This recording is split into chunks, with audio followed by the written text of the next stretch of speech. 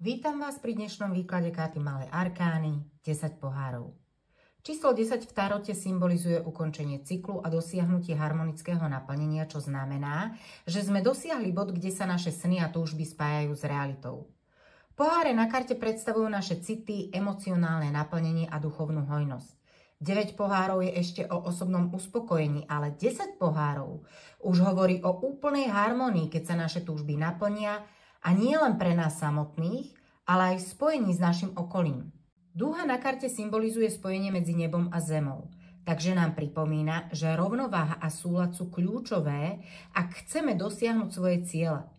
Ukazuje, že šťastie nie je len o nás, ale aj o harmónii s ľuďmi okolo nás.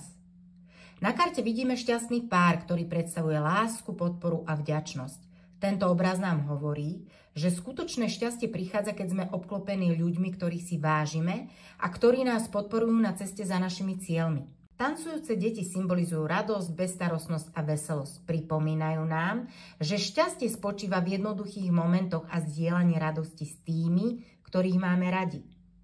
No a nakoniec dom pozadí karty predstavuje šťastný domov, ochranu a stabilitu. Je to miesto, kde nachádzame istotu, pokoj a zároveň aj priestor, kde môžeme oslaviť svoje úspechy.